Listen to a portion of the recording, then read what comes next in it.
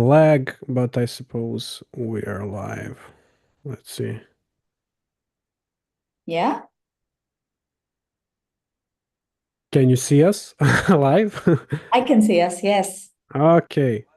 All righty. Welcome, everybody. Stefan and I are back for this amazing YouTube Live yet again. We're calling it Why Your Answers Are Holding Your Teams Back. And really, stepping back without stepping away is only going to change the way your team functions. So, Stefan and I are going to share some of our techniques because we are both leaders and managers in our own spaces, in our own experiences, and we are going to share some of our toolkit tricks and techniques.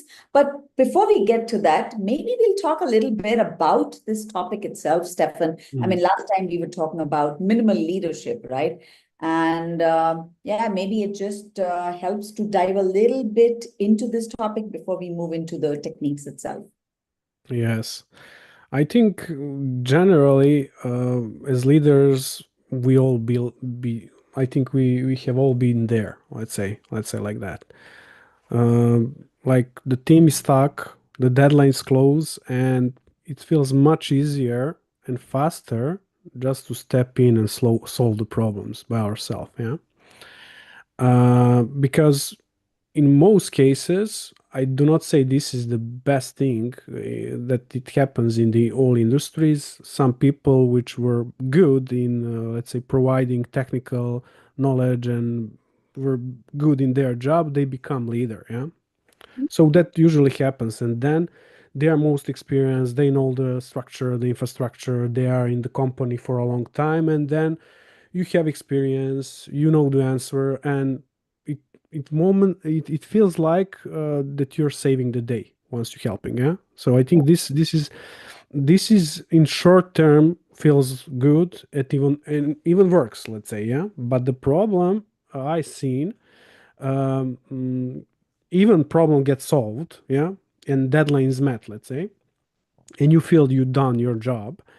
Uh, it feels tempting. Yeah. It's like I think this is part of the problem. It seems like you're doing right things, but there is this hidden cost, we call it. Every time we do this, the team learns to wait for us instead of thinking themselves. Yeah, Yeah, we we become the become leaders. answer. Yeah, Yeah, answer person. Yeah. exactly. And while things keep moving, creativity and ownership start to disappear from the team. And at some point, the leader starts to burn out, and team is just waiting, and they're stuck for answer. Yeah. So I don't know, Sarika, I would like to hear your perspective. Why do you think so many managers fall into this pattern? Let's say, and what happens actually when they keep doing it? Do you have some example from your practical work or something like that? Yeah, in fact, I'll give my own story. Mm-hmm. So I've been like a typical traditional project manager, of course, like many years ago. I've lost track how many, but yeah, I'm always giving away my age, which is fine. But okay, so many years ago in a different lifespan, I've been a traditional project manager. And I say that specifically because I think as wearing that hat of a traditional project manager, I used to think, I know it all and I can do it all. And I know, so if Stefan is my team member, I know what Stefan should do and I know what Stefan knows. Somehow, I think we had this misconception that we know everything about everyone. I know how long Stefan will take. And, that whole feeling of control that I had. So I think a lot of times we as managers and leaders want to stick to that control feeling, and we we know that the project needs to be delivered in that deadline. You brought that up, right? Mm. So I it was the same in my case. I was like, oh my God, the deadline's approaching. You guys have still not done this. Oh, forget it. I'll do this. So give me the let me do this, right? So, and I know I can do it, but all the same symptoms that we see, So yes, do we meet the deadlines? Yes. So did my project meet the deadlines? Of course. Did we save the day? Sure. I was like, yay, Sarika saved the day. And the project is great. The customer is happy and all of that. But is my team really happy? Did I get creative solutions in the process from the team? Did I did I get that aha feeling, which I get today working with teams with the new mindset of leadership, the facilitative stance, the management 3.0 stances that Hmm. you and I both coach and help teams with or enable teams with and leaders and managers with? Would I get that feeling of engagement, autonomy? Of course not. I mean, the teams are hardly autonomous. I was micromanaging everything, right? I was telling them rather than helping them uncover solutions and ideas, and maybe for them to come up with more brilliant solutions than that piece of code that I sat in front of them and I wrote. And I'm like, would I do that again? Never. Because I know the drawbacks. So, would it work today? Do people do it today? Yes. Is that the right thing to do? Definitely no, Hmm. because my stance today, having learned from those mistakes, is take a facilitative stance, help my team to uncover solutions so that they can make better products. And of course, I'm going to take part of that credit, right? Because they're my team. So why not? But that would be my take on it. What would you Yeah. say?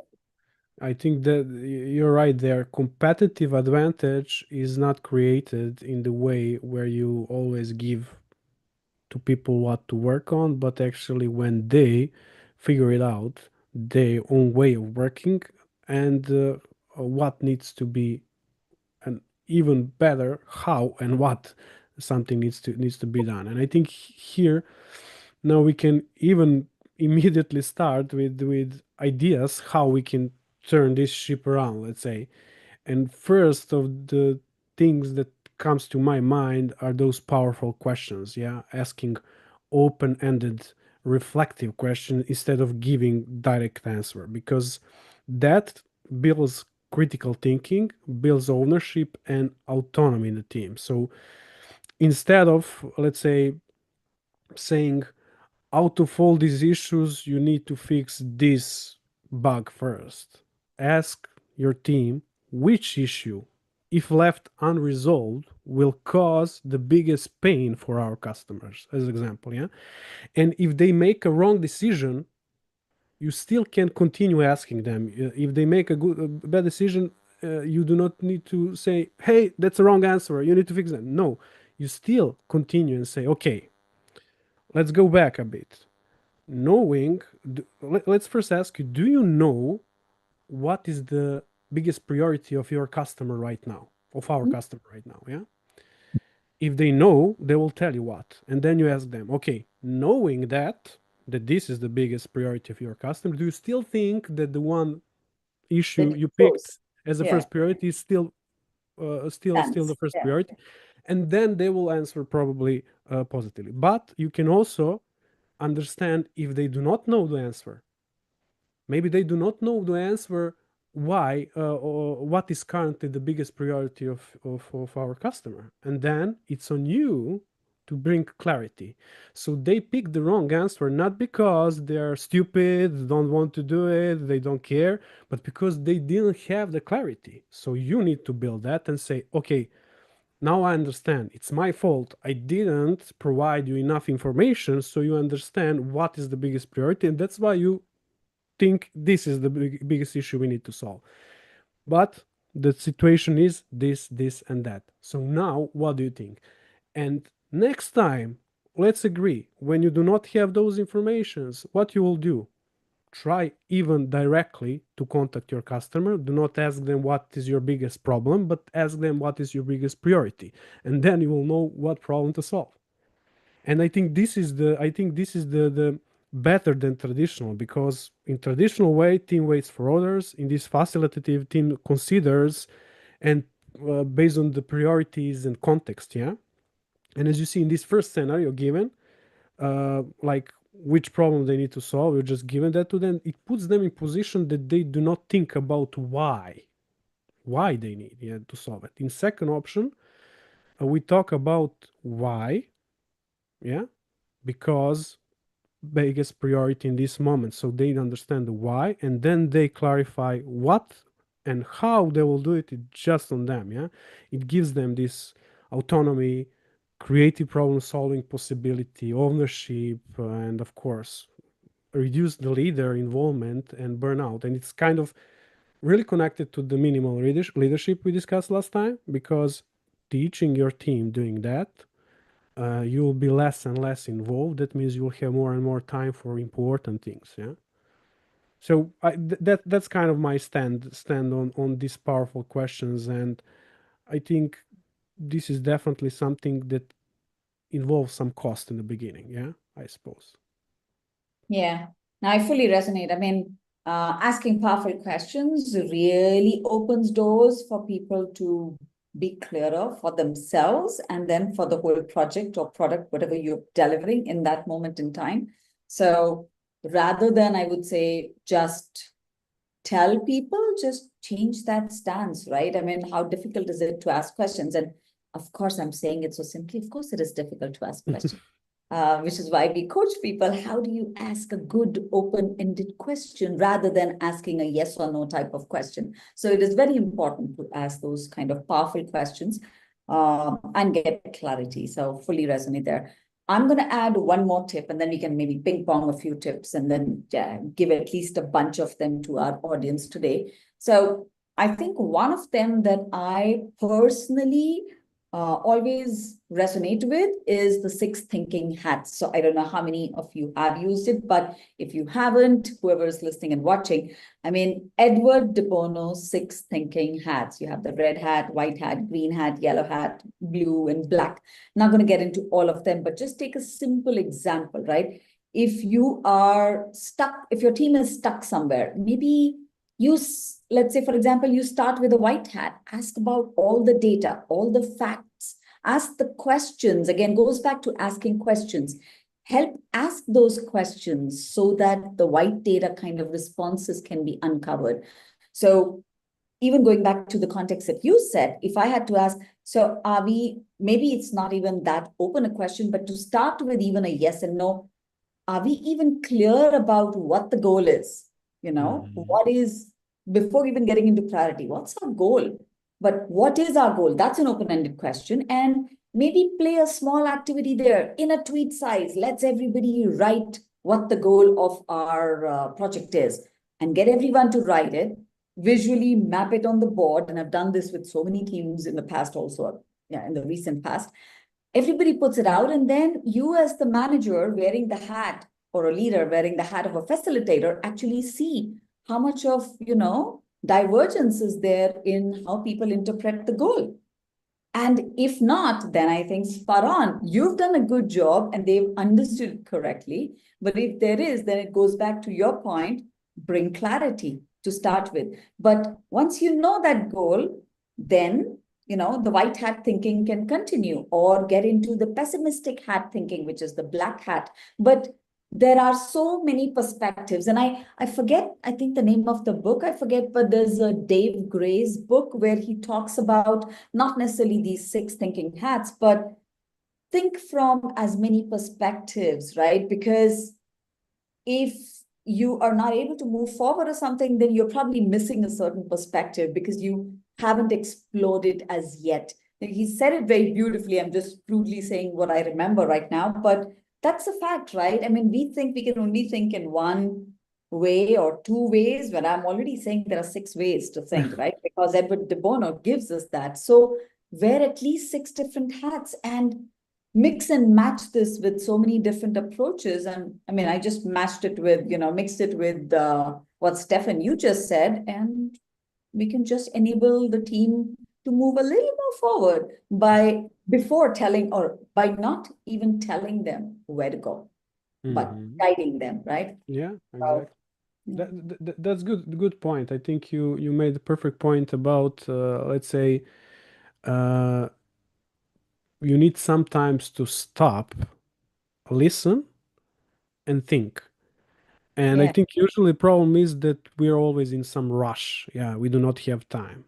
But the problem is that we do not understand that consequences of making this fast decision without making good clarity and asking good questions, we make new mistakes, and then we are again in a rush. So we are in the, let's say, in the circle of, let's say, being in rush because we are making mistakes. So we need to stop sometimes and think about it. And sometimes it helps to define what kind of the problems, issues, or whatever requires fast decision making, and what requires really to sit and think about. So just define these two for your team, and next time we have similar problem or problem that fits in any of these two buckets, then we can get, let's say, okay, these kind of problems, based on our knowledge in the past, requires that we sit together and think about it and ask additional questions for more clarity. And this kind of problems requires fast decision making. They're not that risky, but they can be urgent. So we'll make them fast, and we need to agree some, let's say, protocol for make those decisions. And here, I think now it comes to my mind automatically delegation poker and decision making matrix, two tools from management 3.0 fits perfectly. Yeah, first you need to define together what you delegate to your team. Yeah, Yeah. so they can decide, and then once they know that those information, then they are able to define on their own what they will do, uh, and how they will make those decisions. So I will not go in details in these tactics. Everyone can just go there and try to figure it out on their own. Go to internet, just write management 3.0, delegation poker, and decision making matrix. I think they are powerful because uh, you're giving to the people opportunity to express their feeling how particular topic should be handled. Yeah, and you're doing that by giving them a vote which is not, let's say, influenced by other people, so they're voting on themselves how they feel. Do they think some decisions should be taken by manager or by team or by collaborative work between management or team, or team needs to be consulted or manager needs to be consulted? So this is the power, I think. And when we see, as you said, we can see different stances and different actually ideas how they see some things can be approached. So then we discuss, okay, why you think just managers should decide and tell us, or why you think team needs to be consulted, and then we have to the common ground. And I think this is the one of the things we can use for further creating our working agreements. Yeah, it can be part of our working agreements as a team. Those are good techniques. I think always one of the, I think, best techniques coming from management 3.0, if you ask me. Yeah, no, fully agree. I think we've said this also, I think, in our last talk around minimal leadership, Mm, because you need to, have these techniques as part of your toolkit. Dear leaders and managers of today's world, you definitely need that, including the facilitative stance, because minimal leadership is all about that. Again, it's not about inaction, but it is about facilitating more and more. Also by mm, asking more powerful questions. And we've said this last month, and we just re-emphasizing it again because yeah, that's needed. Also, I think another technique, we said this again in our last session also, lean coffee. yeah, That yeah, is such an important tool. I mean, you cannot not have that in your toolkit, and that is definitely going to help your teams move forward, because you might think you are helping them by answering it. Maybe you want to figure out what is it that they need help with. Run a lean coffee around that. Just mm, gather those insights and questions that they have. That's the simplest thing. And then mm, help them with those. Because if you remove those demotivators, goes back also to the motivators in the system. If you remove those problems or issues or demotivators in the system, they're anyways going to be able to enable themselves and move forward towards more autonomy and delivering better value to the end customer, which is what you really need. So yes, yes. that could You be ask another. your team. You ask your team what they want to be topic for next discussion, whatever it is. Yeah. We have a team, let's say potential change of tool. Yeah. whatever it is. And then you ask your team, okay, what questions do you want to be answered before we start that journey? Yes. So they get involved and they ask questions, and then complete team votes what is the most important question in this moment to be answered. Yeah. Yeah. Maybe that question is why we need to change the tool. So you need to answer that. Yeah. If you haven't answered that before, I will always suggest that you answer that question before. But if you haven't, then you answering questions before you are starting some change, which is instantly decreasing possibility that they get, let's say, disturbed too much in the bad way, let's say, and Hmm. that they are against the change at the end. Yeah. Because usually if they do not understand why it change, how it will influence them, they can have a problem, and then you start discussion about that. I think this is really powerful, and I think we told everyone last time, Google what the lean coffee is, and on leanchangemanagement.org you have a lean coffee tool which is free to use, so you can use it as a, let's say, uh, tool. Just put your people inside, they ask question, you vote on them, you have structured way how to address this question. Once you're done, then you go to the next one or prolong and so on. So it's quite a good. But now it comes to my mind because sometimes I'm using even link coffee on retrospectives. Yeah, it's Yeah. sometimes good way to do it on the retrospectives. And I think retrospectives are the currently, um, let's say, practice in the wrong way in a lot of teams. Yeah, this is my experience because I joined team and they usually talk about what went well, what went wrong, and what we can do next, and they're just repeating these three questions. What about you? Do you feel that retrospectives are currently something that have a lot of potential, but they're not utilized in the good way? Yeah, I agree. Also, I want to say that I think there are a lot of teams that I've been noticing, and maybe you also have, they even skip retrospectives. They're Yeah, like, yeah, yes. so it's interesting that we don't see the value of improvement, because I think if as a leader I'm asking too many or I'm giving too many answers, had you been doing a retrospective, maybe the team would have even raised it out. Hey, be out of our way so that we can deliver. Even that's something. Again, also goes back to how safe do I, as a manager or a leader, make you feel so that you can even voice that opinion Mm, out. That's another story. But then that is back to me as a leader. I need yeah. to be able to give you that safe space. But to your question, are they doing it correctly? I think no, but there are so many different ways. I think people just get stuck with these three questions, and there are at least 20 plus or 30 plus or 50 plus different ways for you to anchor yourself or your mind with, how you could just facilitate a retrospective. But one and only one thing, and I'm not going to talk more of which retrospectives and all. I mean, there are so many techniques out there, most common being sailboat and lots of them out there, right? So, but one important thing that I see a lot of people missing, or maybe two important things. One is, I'm not sure a lot of leaders check for that psychological safety factor before they start doing a retrospective and jump to the conclusion that, oh, nobody says anything, people are quiet, but have you checked why? Mm-hmm. You even do a psychological safety check. How open are people? It's a very simple check on a scale of 1 to 5, and put that in a secret ballot. And so that I can just see the responses, and you don't have to know who wrote what. Sometimes you just need to know if people feel safe saying things in a retrospective. And if everybody's at a 1, there is something really wrong in the system. Mm-hmm. And Mm-hmm. goes back to, I don't know who said this, but if you're not seeing things happen the right way and you're part of the system you want to change, you're also part of the problem.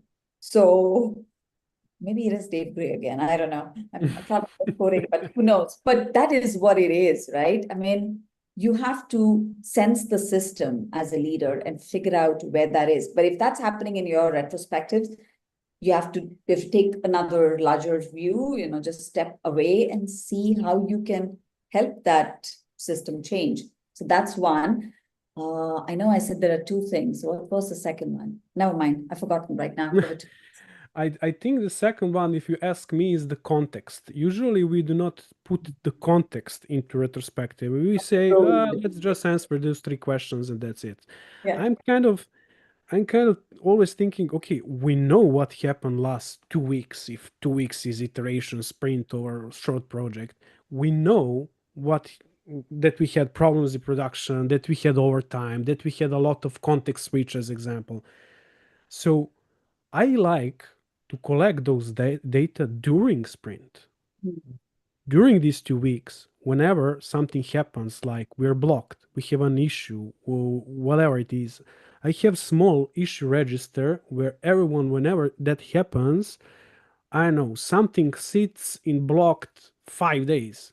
That's an issue. Let's write it down. Let's write the reason why that happened. Yeah. And if we have a problem, that broke production, as example, write it down. What we did, so we understand in the future if that problem repeats. Maybe we didn't do the root cause, touching the root cause, but we just did a small fix. So I sometimes do that and just open this register and say, hey, this is what happened this sprint. Let's talk about it. Yeah. Why do you feel? Why we constantly are waiting our product owner to answer questions? Because that was selected as the biggest bottleneck. You're blocked to continue your work like 5 days in total because you're waiting on this item, on this item, on this item. Let's see how we can in the future make it better so we do not wait. Okay, we need to change how what kind of feedback, we need to change prioritization of the staff. This product owner have too many projects going in parallel, so he is overloaded, he cannot help us, sometimes he has other priorities. Oh, that means that we need to make cross-functional, actually yeah, cross-functional agreements between different teams how to prioritize. Hmm. Yeah, because this product owner works for, so you you can do that. So that means that you have action immediately and you can discuss on real things that it happens. So in most cases, I just open this register, we discuss, and uh, of course, we can discuss only about issues and blockers. But if I feel during the sprint something that cannot fit to the blocker, like problem with some team dynamics or whatever, yeah, lack of trust, as you say, lack of psychological safety, I will ask also those questions, yeah, Yeah. because I felt that in these 2 weeks, I know new team member came to the team, and then everyone stopped discuss, uh, stop exchanging stuff and so on. So I see that there is some problem in team dynamics. So I will change the question and I will ask, okay, why you think currently we're not have that flow as we had 2 weeks ago, 5 weeks ago, 6 weeks ago. And even if people like to ask those questions, what went well, I'm okay, but continue. And why? What went well, and why you think it went well? Can we can we build that in our system so in the future we always do that well? Yeah. And in case what went wrong, let's explain, in your opinion, why you think it went wrong, why we had this situation. Can we do something systematically and change systematically so it doesn't repeat in the future? So I always like to put this why in addition, because what is touching just, I think, the surface, and why go much deeper so we can actually systematically solve the problems. And I think the context, besides psychological safety, are two things which people are missing, and why people think that retrospectives doesn't bring any value. Because of that, because we're repeating those three questions, we just do it because we should do it and then go, and there are no any actionable items, and we repeat that in 2 weeks and so on. So it's kind of waste of time for everyone. Yeah, and I agree. Yeah, I think the only thing I've stopped doing and guiding teams with is not asking why questions anymore because it makes them more unsafe and Yeah. they feel very questioned. So I'm sticking to the what's in the house and people um, respond better with that. And that's what Mhm. I'm now changing in my guidance to leaders because, well, the five whys is a thing, the five whys and all of that is great. But I think when people feel safe, then they're safely, running that activity of the five eyes. But if you question it to them, they're like, oh, why am I being questioned? So are you questioning me? So they kind of start feeling unfair too, which is Yeah. also fair. But here's the thing, you reminded me also of this root cause analysis, which I think Netflix had started that term, the RRCA, which is the real root cause analysis, right? Yeah. Where I think the question is framed in such a way that how can we do how can we do this so that this issue never happens again? Because you really want to find that root cause now so that the same issue never reoccurs, because they only want to work with unique issues. And I love that whole idea. And that same thing applies in this context when the leaders are asking or giving answers and not asking the right questions, right? So for anyone listening and watching us, I think that's one other takeaway that we'd love for you to, take back. Do the retrospectives, but do them Yeah. well enough. First of all, see the value yourself so that your teams can see the value. Psychological safety is key. Yes, do root cause analysis. Don't even wait for a retrospective, like you said. Now, don't wait for that moment. Oh, it's on this date. But if you see an issue, pick it up and just do something like a real root cause analysis, because it's not about blaming the neck of the person who did the issue. It's about finding the problem in the system that will stop you from making that problem again the next time. So lots of such awesome nuggets. And I'm seeing the time, so I'm now wrapping it up because we've got 30 plus minutes. So but this has been fun. Just on a closing one-liner, do you have anything to say, Stefan? And then I can go with another one-liner if I need to. If you already said it, then I don't have to. But anything you'd like to close with? Yes, I think the conclusion from my side will be also that you have to have also this experimental mindset. Like always when we are doing improvement or changing something, try to say this is a trial or this is experiment to see if that would work better. Because each time we ask our team what we can do better, how can we fix this, and so on, they think that they will need to give correct answer immediately. But some topics are so complex that they do not give you immediately answer, so they Yeah. need to be free from that correct answering, and give you and you should give them opportunity to say, okay, I think this could help, so let me experiment with this for a while, and then we will see if that helps or not. I think this is also really important uh, to facilitate at the end the discussion. And of course, let's touch a bit on retrospective. We do not always need to have answers and actionable items out of retrospective. Sometimes action can be, let's, okay, three of you or three of us will sit together next Tuesday and we will go deep dive, because some things are too complex that can be solved in 1.5 hour or 2 hour or 45 minutes retrospective. And that's also fine. Action is we'll sit together and think about.